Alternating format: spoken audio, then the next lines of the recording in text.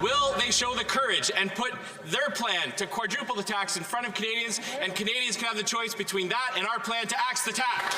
8 out of 10 Albertans receive more money from the Canada Carbon Rebate than they pay at the end of the year. If the Liberal government believes that everyone loves the carbon tax, then why won't they agree to go to the polls? What are they scared of? What these folks are going to do is make poor people poorer, and they are going to essentially sacrifice the future of our children going forward. Shame on you. It's the political pressure the Prime Minister just can't shake. Despite being Liberal policy through his previous elections, Justin Trudeau's carbon pricing system came under renewed scrutiny in the fall when his government announced home heating oil carve-outs that primarily benefited Atlantic Canada. It soured provincial relations, angered much of the western part of this country. Now that carbon tax is set for its annual increase. This year, on April 1st, it goes from $65 to $80 per ton. And we are about 10 minutes away from a vote of non-confidence over that exact hike. It was brought on by Tory leader Pierre Poilievre. The Liberals' governance agreement with the NDP pretty much means they're safe and they will survive this vote. So what's behind the Tories' strategy? Let's bring in our front bench to talk about that. Former BC Premier Christy Clark is here with me in studio. She's a senior advisor with Bennett Jones. CTV News analyst and former Toronto Mayor John Tory is here, along with former NDP leader and CTV News political analyst Tom Mulcair. Hi, everybody. Good to see you.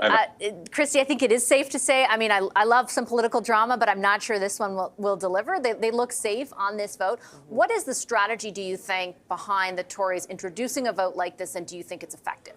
People are hurting. The economy feels like it's slowing down.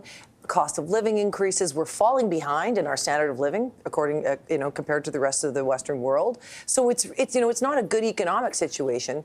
And talking about raising a tax in a bad economic situation is really tough. And so the Conservatives are absolutely making the most of that.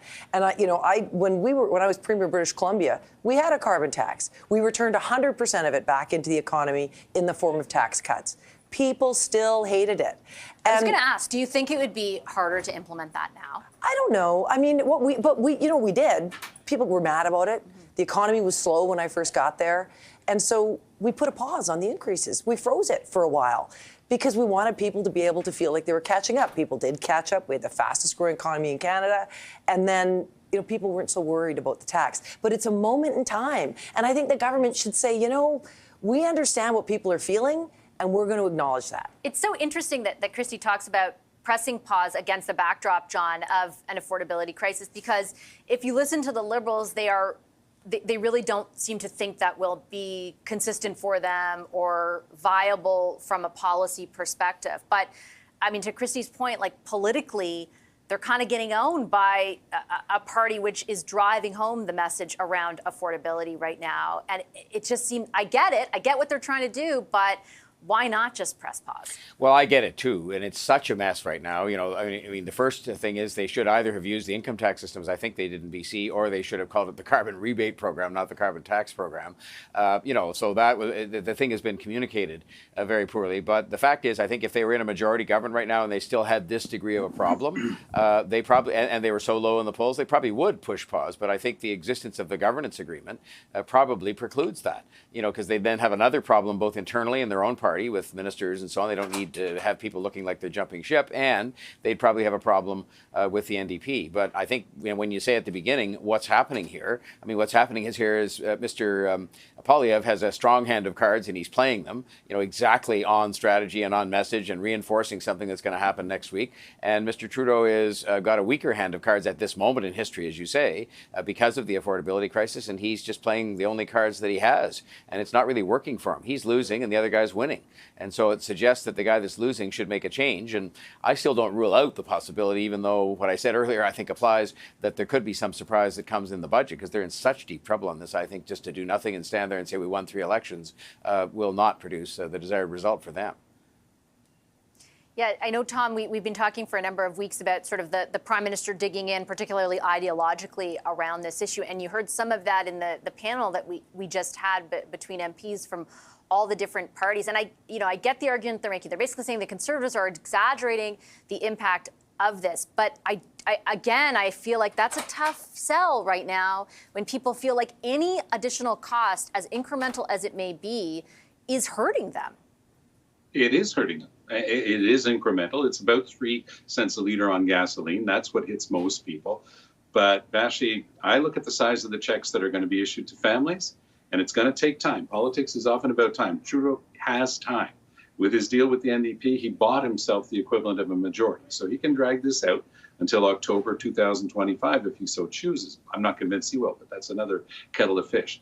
For now, we're looking at a carbon tax of 3 cents a liter on gas and a family getting between it.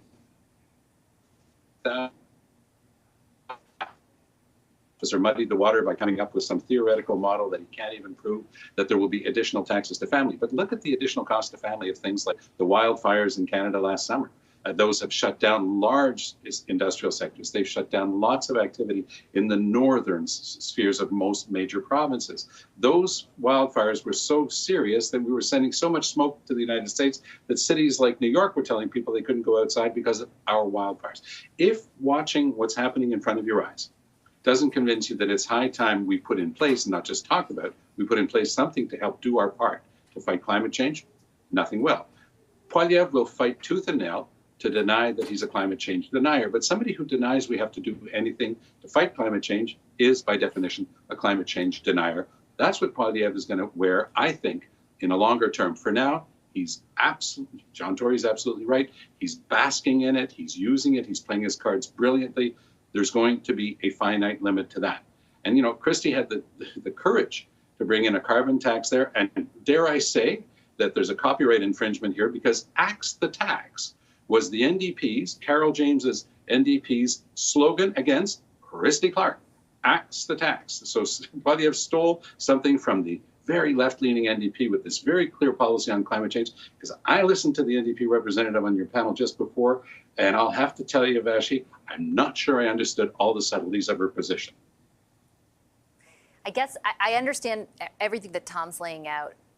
And the significance of fighting climate change. But to your earlier point, Christy, sometimes politics is about perception. And even if you insist this isn't negatively impacting Canadians' lives, if they believe it, is it politically advantageous to bend for a moment? And with the sort of backdrop that they've bent before on the issue of affordability. Well, that, can I just say, many thanks to Tom for giving me all that credit, but it was Gordon Campbell who introduced the carbon tax in British Columbia.